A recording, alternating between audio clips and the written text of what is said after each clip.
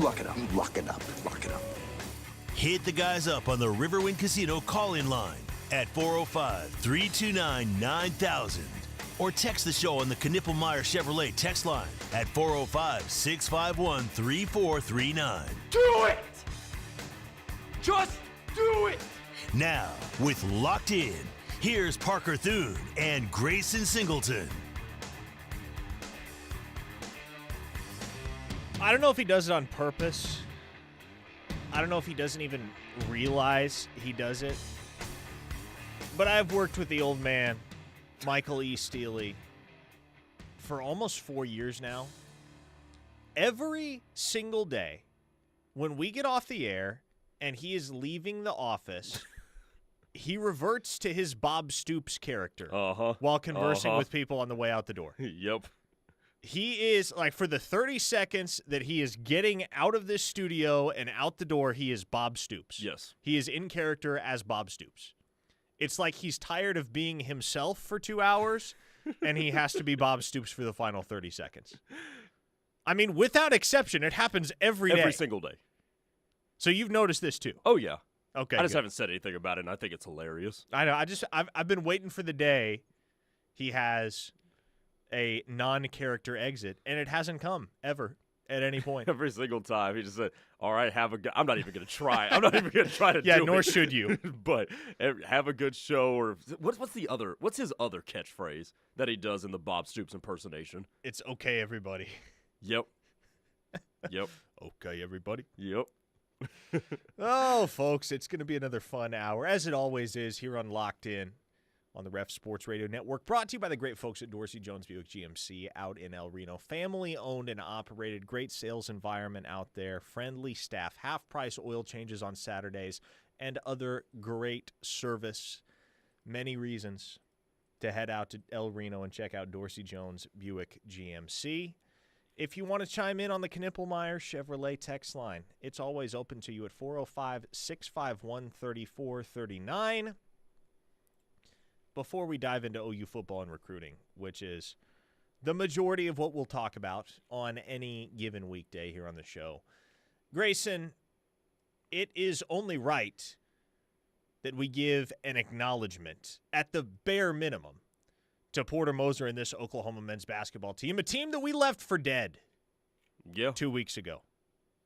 As few as 2 weeks ago, we were looking at the schedule the rest of the way.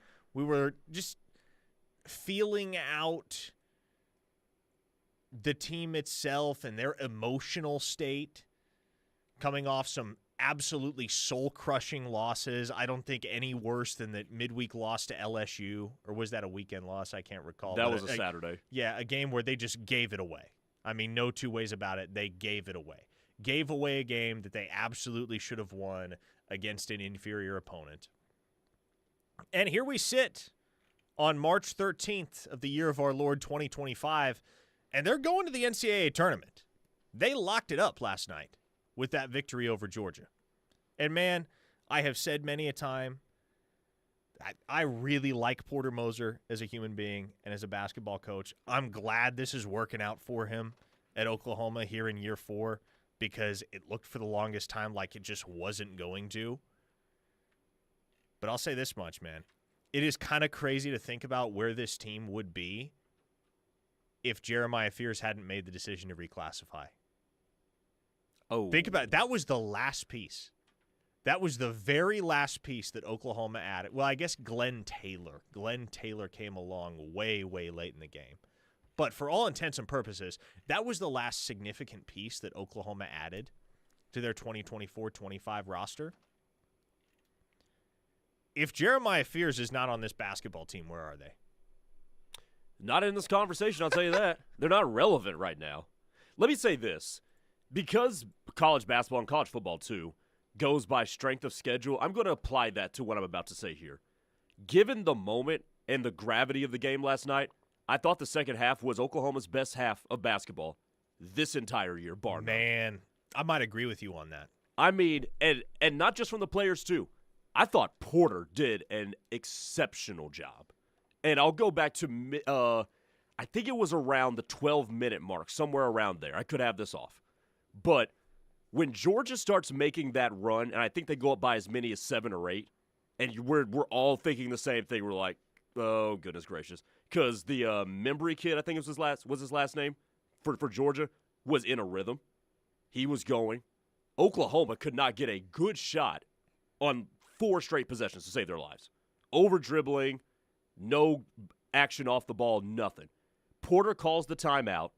All of a sudden, they start winning the glass. They take care of the basketball. And defensively, they go on a run later in the half where they don't allow Georgia to score a basket for 6 minutes. I thought it was impressive from the players, and I've been critical of Porter. Mm-hmm. I've said a couple weeks ago that this team does not look like it's good at literally anything tangible. We said that on this show. Yep. I gotta give them their flowers today. I thought Porter did a hell of a job last night, and I think that's a good win to cement that you're going, barring something absolutely unfathomable right now. They will be in the NCAA tournament. Something about sport coat Porter Moser, huh? Man. Sporter Moser, if you will. That was a hell of a tie, too. I like the shoes. Yeah. The Toby Keith shoes. I liked the shirt-tie combination. I'm not going to lie. Listen, I'm going to read you a tweet from our good friend TJ Eckert, a friend of the program here. TJ Eckert, of course, the sports director up at KTUL in Tulsa. And he tweeted this last night at 11:01 p.m. Call me crazy, but elite bucket getter, Jeremiah Fears. Yeah. Good three-point shooting team. Elite free throw shooting team normally. Solid defensively. Good guard play. Coach that has experience making a March run. Is Oklahoma a dark horse NCAA tournament team? No. You're putting the kibosh on that, huh? No, let's go ahead and squash that right now. Here's why. All those things are true.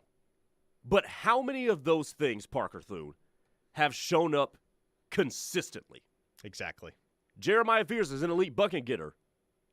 A lot of times, not all the time, it took him a minute in tournament play. Elite free throw shooting team. That has gone by the wayside.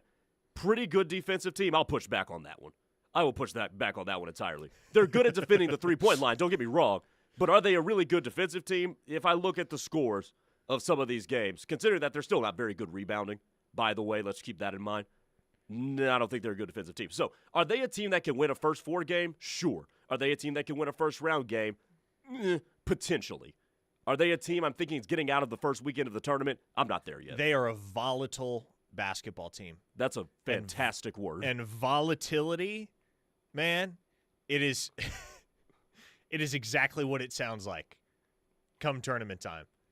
Oklahoma has the type of team that you would not be surprised at all if they're out in the round of 64, and you would not be surprised if they slay a couple of giants. Yeah. They're one of those teams that, like, I truly do believe that depending on the matchups, and so much of it is contingent upon matchups once the bracket gets set, they may have one stunner in them.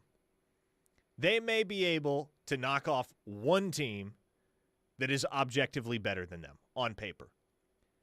Do they have what it takes in terms of consistency, and especially in the front court, to make a deep postseason run? I just don't buy that. I don't. But if you told me this team goes to the Sweet 16, I would say, okay, that's optimistic, but not outlandish. No. And here's 2 things, one of which can work in Oklahoma's favor. Teams that thrive at this time of the year are veteran teams. Mm-hmm. Oklahoma is not an extremely young team. They're led by a kid. That is true. But Jalen Moore's been around the block. Mo McGee was in the Final Four last year with Alabama. Goodine's been around the block. Taylor, Elvis, Duke, those are dudes that are not young guys. So they've got age and experience on their side. Do they have postseason experience? Not as much as you would like. Here's the thing that I think can work against them, though. You spent so much emotional energy on last night. Porter had told it to Molly McGrath several times that he told the team, you guys are playing for your NCAA tournament lives. Now that you're in, do they find that next goal? And the next goal right now is don't have to go play in the first 4 in Dayton. Mm-hmm. But is there such an emotional hangover that they go out there and get mollywopped by Kentucky today? Yeah. I'll tell you this That's much. going to be the concern. Yeah, they win tonight, you don't have to worry about Dayton. You're Yeah, safely in the field. You're in the field of 64 at that point. Yeah. If you lose tonight, up in the air. You're in, but you might have to play a first 4 game. You win tonight, any doubts are more or less settled. Sooner Bump says, teams that also thrive this time of year always have great guard play, always. That's true. And I love this text from Jim in Arlington. Grayson's like the liberal commentator on Fox News when bagging on OU basketball as the balance on the K-Ref set. Okay. That's hilarious. But was I bagging, though? No, I don't think so. I was very complimentary today because I was impressed last night. No, and I agree with everything you said. Like that is the realistic evaluation of everything that OU is as a basketball program. I will say Right that now, that text is hilarious, though. Yes. Like who's the guy that goes on the conservative guy that goes on CNN? Scott Jennings. Yeah. I see those clips on social media from time to time. Yeah. Scott Jennings just sitting there in the hornet's nest. There's a liberal guy that goes on Fox News a lot too. I can't think of who it is right now. A lot of times it's Stephen A. Smith now. To Sooner Bump's point, teams that thrive this time of year always have great guard play. Yeah, that generally holds true. But again, it's so contingent upon matchups because, for instance, if let's say Oklahoma's a 10 seed, right? Let's say they get a 10 seed in the tournament, and they're matched up against a 7 that's big and physical and has a couple dudes that are north of 6'9", 6'10", that can throw elbows in the paint and just win the battle for space, dominate on the glass. That's not a team that Oklahoma wants to get matched up with. That's not a matchup that favors the things that Oklahoma does well. In fact, that matchup really exploits their conspicuous weakness, which is the glass, specifically on the defensive side. They've been very susceptible to offensive rebounds from the opposition all year, and there have been a couple games where they've just gotten killed on the glass on that other end. And Mo Wagee played a great game last night. Mo Wagee was fantastic. He was phenomenal. Best game of his OU career, maybe the best game of his collegiate career. But you going to get that from Mo Wagee every night? Probably not. You want me to throw you some potential 7 seeds? Because I'm looking at the Lenardi bracketology right now. Let's do it, yeah. So Oklahoma, by the way, is in the last 4 buys for Lenardi. I don't know if I agree with that, but sure, we'll go with it. So if they're a projected 10 seed, here's some projected 7 seeds. St. Mary's.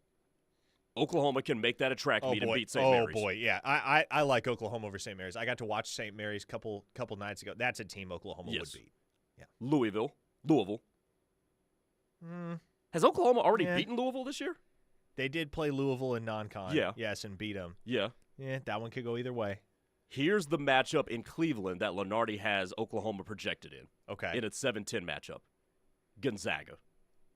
Oh. Here's why that's... Oh, I don't like that. Here's why that is an awful matchup for Oklahoma. Oklahoma is not disciplined enough, I don't think, to beat Gonzaga. And Gonzaga's got athletes, but Gonzaga's always known as that team, like the New England Patriots were, that don't make mistakes. And I don't think Oklahoma matches up well with them at all. Because of the second half last night, we do forget this one pretty appalling stat. Jeremiah Fears had 5 turnovers in the first half. He did. That is true. It was sloppy basketball. And let's be real. Oklahoma has good guard play when it's good. When it's bad, when it rains, it pours. When it's Jeremiah turning the ball over, Kobe turning the ball over, Duke being out of control. We've seen it. So I think Gonzaga is a pretty bad matchup for them. Missouri also is the 4th projected 7 seed by Joe Lenardi. Oof. And granted, Oklahoma's a week removed from surprising Missouri at the LNC. Yep. I don't know that I would pick them to do that again. So there's one of those potential 7-seed matchups that I like, and that's St. Mary's. Yes. But I wouldn't love Oklahoma against Gonzaga. I wouldn't love Oklahoma against Missouri. Take it or leave it against Louisville. Pick 'em. Feels like a pretty even. Yeah, that feels like a lot of those 8-9 matchups or even 7-10s that you see in the tournament where you're like, I'm just gonna pick one on my bracket and roll with it because Yes. I don't know that there's enough to separate these teams on paper. Sooner Bump says, Parker, I agree with the matchups, but we had the big guy matchup last night, and the guard play won out. That it did. And I'll tell you, the one thing that's going to enable Oklahoma to have a chance against anybody they're matched up with is Jeremiah Fears. When you have a player that's that electric and capable of dropping a 30-piece any given night, again, if he's on his game, and that's a big if, and it's an if for anybody at this time of year that has a player, especially a young player that's that talented. But if he's on his game, he can take you deep in the tournament of his own accord. Everybody's on equal footing once the tournament rolls around. You win 6 games, you're the national champion. I don't think Oklahoma's going to be winning a national championship here in the year of our Lord 2025. But can they get to the Sweet 16? If the matchups are right, absolutely they can. Here's what also did teams like Oklahoma, Indiana, and even Texas a favor. Boise State losing. Boise State lost to Colorado State last night. And that that's right. And that's one of the teams that I told you keep an eye on in the Mountain West, or told Connor. We have these conversations a lot. Keep an eye on Boise State in the Mountain West as a potential bid thief. They're done. So that does a lot of teams, Oklahoma, Texas, Indiana included. That does them a favor. What if Texas makes the dance?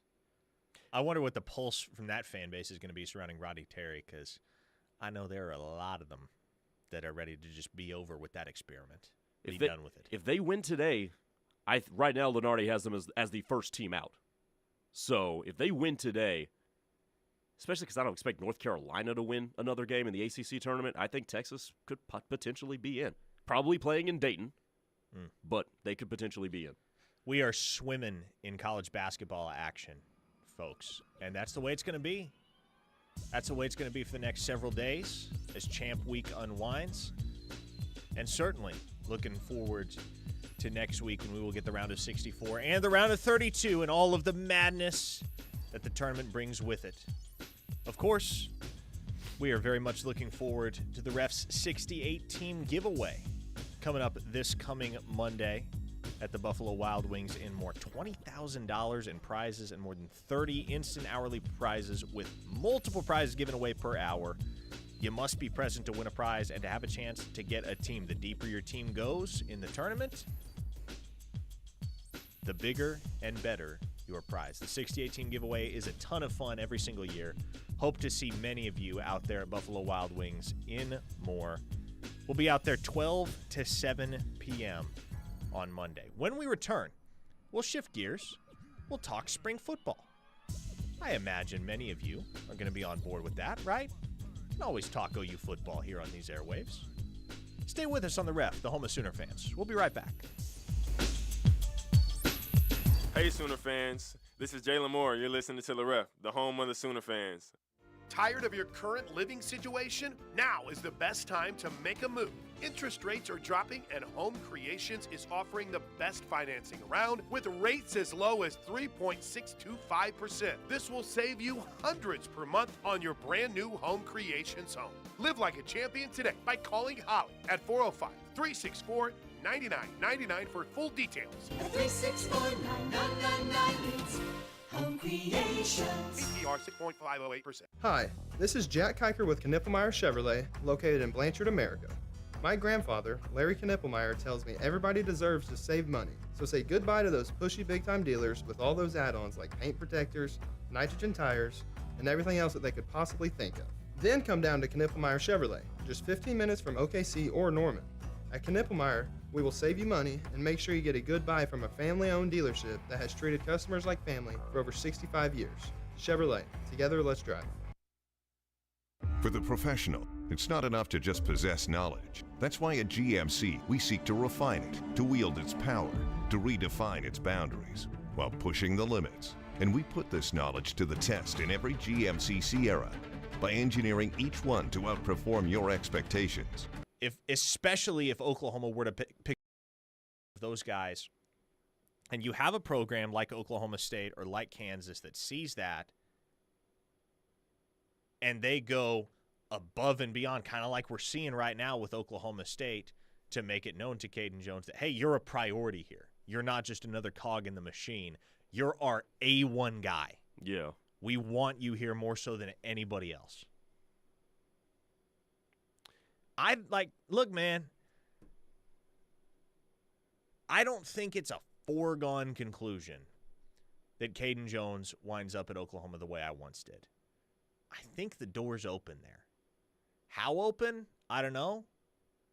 And he said he's committing in the next few weeks. But I think that's an open and shut type of deal. Okay, let's talk about it. Here's where I think this whole Oh my goodness. Was that Sean Padula? That was Sean Padula. Yep. Sorry, that was completely random interjection. Sean Padula just hit a freaking dagger 3. Tied 88. He pulls up with a second left, hits a dagger 3 to eliminate Arkansas and John Calipari from the SEC tournament. Boy. Man, that was cold. That was cold. That was a killer shot. Anyway, Caden Jones. Back to KD. Some people just may not want to be in their parents' shadow in college. And, there's that angle to it, too. And, I certainly understand that, right? You want to kind of go your own way, write your own legacy. Again, by no means am I saying that's 1,000% what's going on in Caden Jones' head. Of course not. Yeah, but if he did have that desire, I think you'd understand it. Absolutely. And, just look at the first text that we got when we started this segment. Brian and Bixby, Kewan would disown him. Maybe sometimes, and while that text I know is in jest, but sometimes you don't want to be attached to your parents as, the son of somebody who played there. And I think that's a real thing. So I do think you are right that the door is still open. I don't know if it happens to Oklahoma State. If it does happen for Oklahoma State, fantastic. By the way, you know what's very appealing for running backs to Oklahoma State? Running backs at Oklahoma State. Now, that is true. And that lineage, going back to Barry, Thurman Thomas, all the running backs, they haven't had great ones yet, but, they always have a very good host of them. Justice Hill. Ollie Gordon, we'll see what he becomes as a pro. Chuba Hubbard has made a name for himself with the Carolina Panthers. Jalen Warren has made a name for himself with the Pittsburgh Steelers. Oklahoma State has a really, really lengthy chronicled history of running backs. So keep that in mind. That's a very interesting thing that I've not seen yet. But I gotta say this is kind of cool. I'm waiting for the text. I know, Somebody that just I am watched Sean Padula's shot. Why couldn't we have had that guy in Norman? I'll just tell you this much. If Sean Padula had transferred to Oklahoma, there's a very good chance Jeremiah Fears is not on this roster right now. So, did you get the better end of the deal? I don't know for certain, but I think if you're just isolating it down to one singular player, I'd rather have Jeremiah Fears than Sean Padula. Although Sean Padula is a really freaking good player. Gunny says, you guys want to know something funny? I ran a faster 40 than Ollie Gordon. Pre-ACL or post-ACL, Gunny? What we talking here? Mojo Eraser says, can we get the OSU homer off the air? And Thanks. here we go again. In fairness, Parker brought it up. I did bring it up. I'm sorry, folks. I had no idea this was happening. I prodded him in that direction. My apologies. Yeah, Parker, you're over here setting me up. Sooner Soldier says, this is the home of Sooner fans, not Cowboys. Colin Claremore adds, dude, as a sophomore, I played against a senior, Justice Hill. That dude ran for 250 on 15 carries before halftime, and we lost 77-0. Ooh. Dude, good running backs in high school are such a show. They really are. They're so much fun to watch. Ollie Gordon was a ton of fun to watch in high school. I got the chance to do it on a couple occasions. Speaking of him, did Oklahoma? They never did. No. Never were in on him. Never did. Interesting. Yeah, they got. Of course, his class was Gavin Sawchuk and Javonte Barnes' class, so they were in on those two early. Got those two. Okay. Pretty early. Spring football. Let's work back around here because I do want to know from you. We were having this conversation earlier today off the air, and I'd like to pitch this to the Knippelmeyer Chevrolet text line as well. 5 players You can name the top 5 players on Oklahoma's roster that we're not talking about enough. I guess not going into spring, we're in spring football, but going into the 2025 season, who are we not talking about enough? Whoa, I heard the crinkle of paper. You've got an actual list. Come on now. Who are your 5? All right, I'll work from 5 to 1. Okay. And I kind of took this as there's a group in here, and there's also a little bit of a topic. So number 5, I got to go with Deion Burke's health. Now he didn't very fair. Now he didn't show a whole lot last year, but we've talked a lot about how loaded this receiving core is. And sure, we expect him to be completely healed from his ailments from 2024, but what does he look like post all of that? Because remember, he hasn't played a whole lot of meaningful football in the last year plus. No, he hasn't. So just keep that in mind. There's not a lot of times that people don't play football for at least meaningful, extended football for that amount of time and come back the same as what they were. So I think that's one underlying story that we haven't talked too much about. Number 4, Derek Simmons, the transfer from Western Carolina. Okay. At tackle. I really think he can be a centerpiece, but every time we talk about the O-line, how's Jacob Sexton going to come back and potentially play left tackle? Michael Fasusi, Ryan Foje, do the freshmen get involved in the mix in the fall? Does Eddie Pierre-Louis unseat somebody at guard? Those are our topics before we get to Derek Simmons. And I think him being as experienced as he is, potentially being a starting tackle, I think that's huge for Oklahoma. So that's my number 4 story that we're not talking about. Number 3 is Kobe McKenzie, I think. We talk about replacing Danny Stutzman all the time. Who's the first name we bring up? It's Kip Lewis. We bring up Sammy Omasigo a lot. Mm-hmm. Kobe McKenzie's a guy that flashed quite a few times last year, and he's going to get a bigger role now. I mean, his presence is part of the reason why Jaron Kanek switched sides of the ball. So I think he's a dude that can really that will really have an impactful fall if he has a really good spring. Number 2 is Troy Everett at center. Again, a guy who didn't play a whole lot of meaningful football last year because of injuries, and quite frankly, the interior of the offensive line was a little shaky. So, and that starts with the center. So if he can, so I think if he can be a quality center, that's going to be something that continues to elevate the offense from where we saw it a year ago. And number 1 is a group. Backup corners, cornerback depth is something that I am really, really intrigued to see who emerges as those guys behind Eli Bowen and Gentry Williams. Eli Bowen's still young. Gentry Williams has not been available for lengthy periods of time for a while. Who are the guys behind him?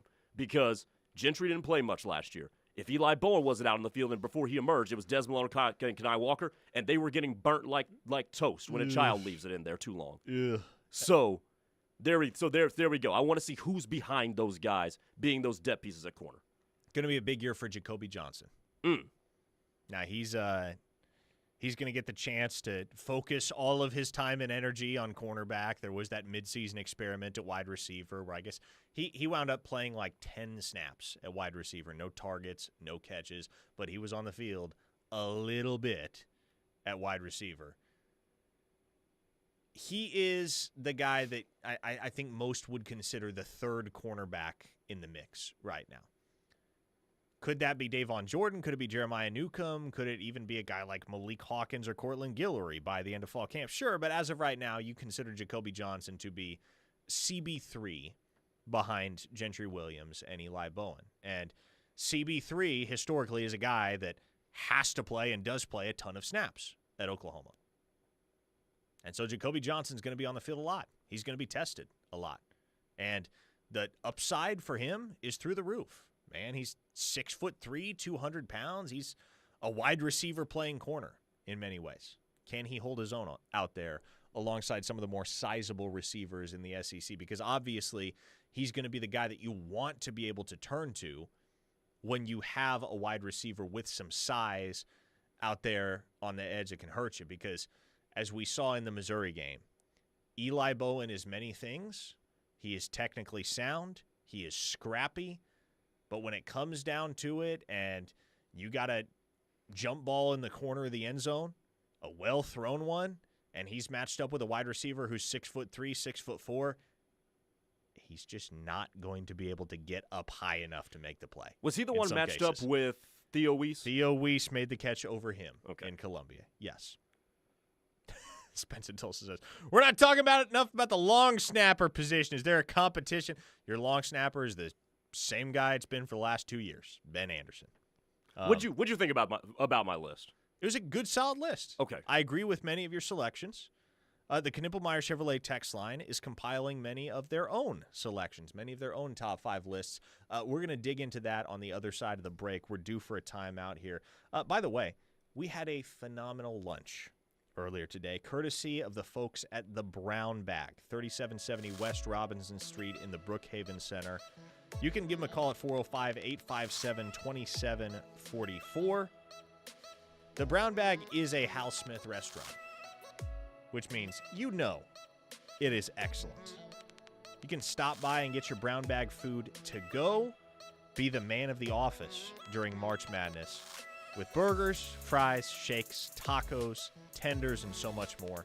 They're open 10:30 to 9 p.m. every single day, and you can save time by ordering online or going through the convenient drive-thru out there at the Brown Bag. All right, folks, keep hitting the Knippelmeyer Chevrolet text line at 405-651-3439.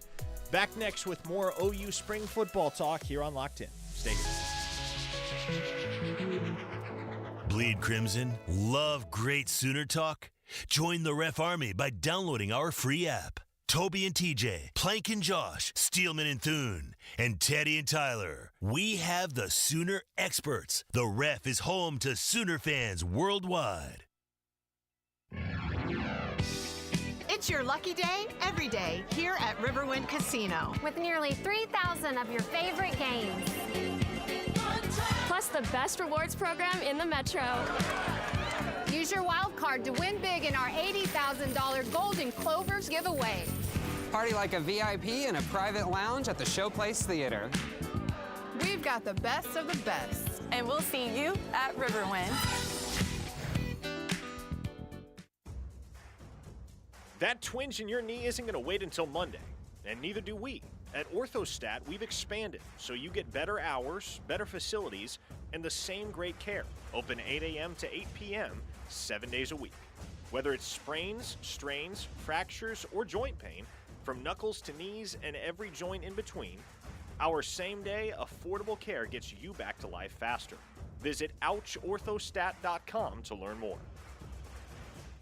March is here, and the home of Sooner fans is ready to make the best 68-team giveaway better than ever again this year. Join us Monday, March 17th for the Ref's 24th annual 68-team giveaway, live at Buffalo Wild Wings off of 19th Street and Moore from noon to 7 as we make this year's 68-team giveaway bigger and better with more ways to win than ever before.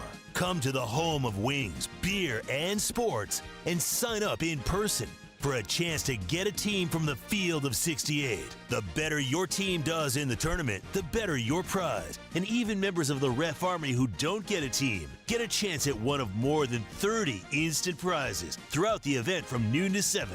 The Ref's 68-team giveaway is presented by Riverwind Casino. Riverwind Casino. Good times, great rewards. The Ref's 68-team giveaway is also brought to you in part by the Central Oklahoma Buick GMC dealers, Buffalo Wild Wings, Cavens Group, Westwood Family Aquatic Center, Mitchell's Jewelry, Armstrong Bank, Primrose Funeral Service, Signature Custom Pools, Confidence Ford, and many more. That's the Ref's 24th annual 68-team giveaway on Monday, March 17th at Buffalo Wild Wings of Moore from noon to 7.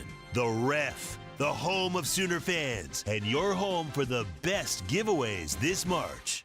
Whether you're celebrating a special occasion, desire a great postgame, or after-work dining experience, the Ranch Steakhouse is the winning choice. At Ranch Steakhouse, we're grilling up the best USDA prime steaks in Oklahoma. Juicy, flavorful, and cooked to perfection. Pair that with an unbeatable atmosphere, a killer drink selection, and a wine list of over 400 personally curated bottles. Whether you're toasting the game or winding down after a big day, Ranch Steakhouse is where champions eat. A happy place comes in many colors. One that leaves you feeling refreshed. Something that gets you all fired up. Or gives you the space to chill. Whatever your color, bring happiness home with CertaPro Painters and make your happy place your home. CertaPro Painters. That's painting happy. Get started today at CertaPro.com. Each CertaPro Painters business is independently owned and operated. Contractor license and registration information is available at CertaPro.com. The deals are madness this March across Esper Honda's full inventory. Pay just $299 per month on a new 2024 Accord Hybrid Sport. And we've got APR starting as low as 1.99%. Plus, for every vehicle purchased in March, we'll donate $100 to Toby Keith's OK Kids Corral. Payments at $299 and a great cause. Now conveniently located at 89th and I-35 or online at esperchonda.com. $299 for 3 years, 10,000-mile lease, $4,300 down plus DT now plus first month's payment, $1.99 for 36 months. Cannot combine through AHF ends 4/125.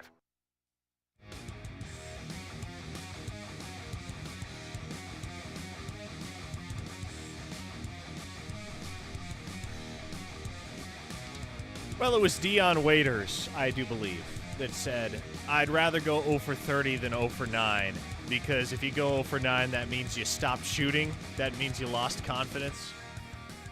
Sean Padula was 0 for 6 from 3 before he just decided to pull up from 28 feet and bury the dagger in the heart of John Calipari and the Arkansas Razorbacks. Padula hit a game-winning 3 for Ole Miss. Rebels moving on in the SEC tournament, 83-80, the final. And we're soon about to find out whether Texas is going to have a legitimate chance, a legitimate case for the NCAA tournament come Selection Sunday. They need a win today. Need one in the worst way. As does Rodney Terry, known to the streets as Gus Fring. Because if they don't get it done, he may be out of a job. On the Knippelmeyer Chevrolet text line, 405-651-3439. Parker Thune, Grayson Singleton here with you talking OU spring football and a little crootin.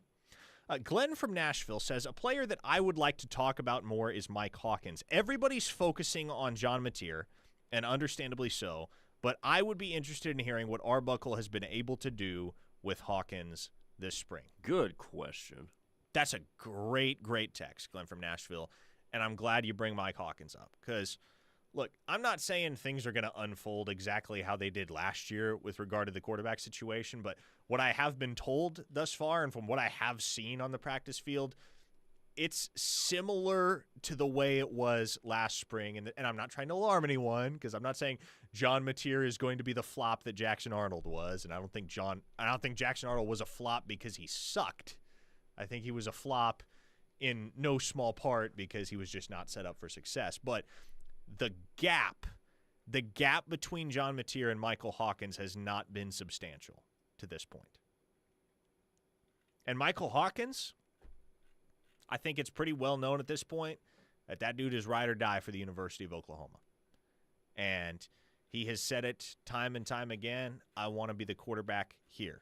I want to be the quarterback at Oklahoma. And so, look, I think it's perfectly natural and right to assume that John Mateer is going to be your week 1 starter at the University of Oklahoma come the 2025 season.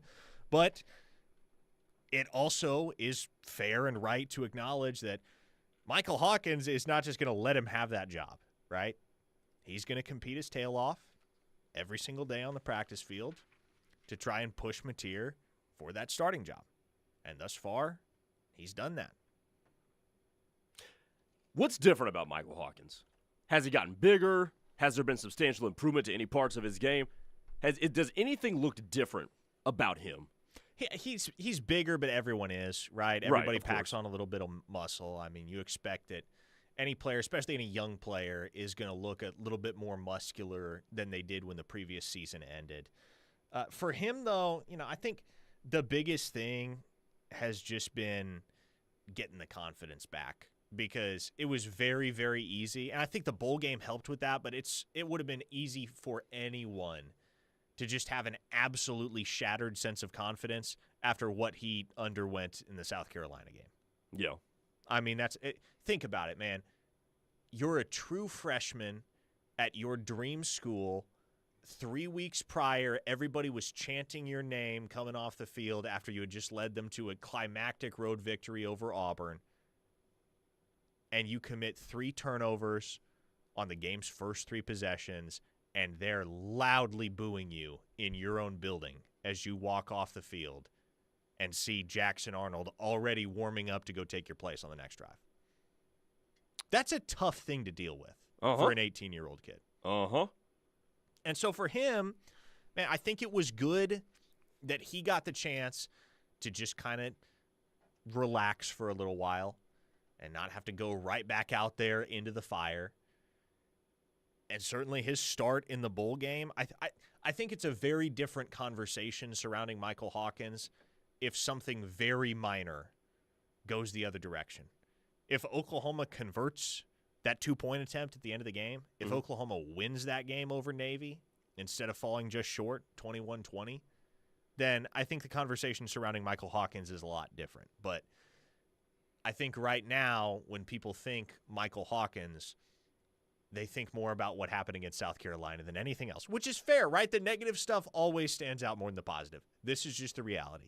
In the casual fan's mind, anything you did that was poor is going to be more of an enduring memory than anything you did that was spectacular. But I hope it can be acknowledged that that kid had some pretty spectacular moments at times as a true freshman. None more so than that 48-yard touchdown run against Auburn to kick off the game and going top shelf for that 2-point conversion late in the game to cement the victory. A 918 listener says, most people know only one of those turnovers was on him, and that's true. 832 Mike says, if there's not a huge gap between Hawkins and Mateer, right, that's alarming. I say that because I want Hawkins to be a good QB, but unless he becomes a better thrower if his time comes, we will be in the middle of the SEC every year. Now, here is something to consider when you're thinking about the Hawkins-Mateer competition. And again, like, competition is used very loosely because I don't think there is much of a chance that John Mateer is not your starter come week 1. But the thing to consider with those two is that they're very different stylistically. Even as throwers, right? We know that Hawkins is a lot more of a dynamic guy with his legs. Mateer is more of a tough runner, right? He's the guy that's going to pick up the extra yards, absorb the contact, more of a downhill guy than a make you miss in the open field type of guy the way that Hawkins is. But even as throwers, they're very, very different mechanically, and they're very different in terms of their strengths, right? Yep. Mateer is a very precise passer, and some of the things I've heard from within definitely bear that out, right? Mateer, the thing that stands out about Mateer to so many people is, man, from what they've seen on the practice field so far at Oklahoma, he is so good at placing the football, putting it where only his receiver can get it. The accuracy, the touch is what makes Mateer stand out against the competition, against the other quarterbacks in the room. But I think it's certainly fair to say, I don't know how much of a detriment this is or will be, but it's certainly fair to say that Mateer has a weaker arm than Hawkins.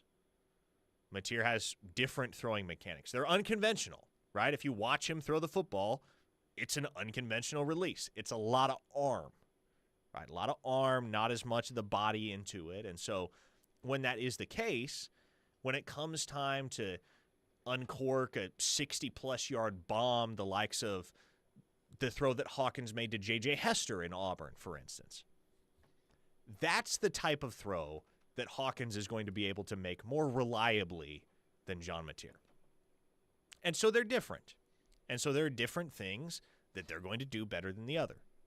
But the obvious advantage that Mateer has, and it's part of the reason why everybody kind of expected as soon as he joined the program that he was going to be the starter, because he knows the offense, right? He doesn't have to learn a dang thing. Everybody else, they got to get up to speed in Ben Arbuckle's scheme. John Mateer knows everything there is to know. A listener in the 325. What state is that? Oh, that's Texas. There's so many different Where area in codes Texas is that, I wonder? Got to be somewhere is that out west? west or down south. A listener in Texas says, mark my words, Hawkins will be a great QB at Oklahoma. I hope so, and I believe, provided he's around long enough and things break just such that he's able to get his shot to be the guy, I absolutely believe that's the case. I mean, Curtis Lofton, Oklahoma's former GM, is on record saying Michael Hawkins will win a Heisman. The thing I worry about is that what if John Mateer wants to come back in 2026? Mm-hmm. Because I'll say it. It's a real worry. I said it before. I'll say it again. Excuse me. You're not getting both Michael Hawkins and John Mateer back in 2026. Something's going to have to get there. And it would make perfect sense. Mm-hmm. Michael Hawkins is too good to be the de facto backup for 3 years. Yeah, and to anybody that doesn't believe that, I'll tell you this much. There have been schools that, from the time that kid signed at Oklahoma, have been continuously exploring the back channels, trying to figure out what it would take to get him out of Norman and to their institution. He is very, very highly regarded across college football as a guy that can be foundational to a championship offense. Spence in Tulsa says, Hawkins staying home tells me everything I need to know about the man. Yeah, look, as long as he's here to compete. No doubt about that. A 405 listener says, this will be a good year for Hawkins to have a mental refresh and wash the bad taste out his mouth that was last season. Here's what I think. I think at minimum, if absolutely nothing else, you will see Michael Hawkins this fall in packages. You will see him utilized in some capacity. Even if all goes according to plan and John Mateer is your starter cover to cover in the 2025 season, I do believe you will see Michael Hawkins in meaningful action at some point, deployed in some creative manner. Because he's a heck of an athlete, right? Mm-hmm. A heck of an athlete that just so happens to be an outstanding quarterback as well. So if he's on the field as a decoy, I mean, Oklahoma did that with Jackson Arnold when he was a freshman, right? They found ways to get him on the field while Dylan Gabriel was the unquestioned starter. They found ways to get Jackson Arnold on the field, whether it was putting him under center for run packages and short yardage situations, which obviously Arnold is a little bit more suited for that particular usage than Hawkins. Or there were times where they'd bring Arnold on the field, line him up at wide receiver, and all he was there to do was distract. So I think there are certainly going to be circumstances in which the Sooners find ways to get Michael Hawkins on the field. Colin Claremore says, Parker at 240. Michael Hawkins is ride or die for OU. Parker at 250. If John comes back, Mike is gone. Both of those things can be true at the same time. Yeah, they can. Yeah, they can. Just because you love a particular institution and love a staff and love a program, it doesn't necessarily mean you're going to wait around forever to get your shot. How many quarterbacks these days, regardless of their talent level, regardless of their situation, regardless of their own opinion of themselves, are going to sit on the bench for 3 seasons anywhere? It doesn't happen. No. And from a business standpoint, heck, if you got the chops to start, and that kid does, he could start at a lot of places right now, today. At what point do you say, okay, if I'm thinking about my future, my career, what's best for me as a football player in my individual journey, I got to go somewhere where I can see the field more immediately. They're not mutually exclusive. Not mutually exclusive at all. By the way, we were right. That listener, that area code in Texas that we couldn't figure out, San Angelo. My pops went to college out there. My brother goes to college out there now. At Angelo State? Yes. Yes, sir. All right, folks. Got a lot of good texts that we didn't get to. My apologies. We'll circle back around to some of them tomorrow, no doubt. We got another installment of Locked In on tap before the weekend, so come on back with us tomorrow, same time, same place. For Grayson Singleton, I'm Parker Thune. Appreciate you tuning in on this Thursday. Don't go anywhere, though. Tyler McComas and Teddy Lehman have The Rush coming up next. Stay with us.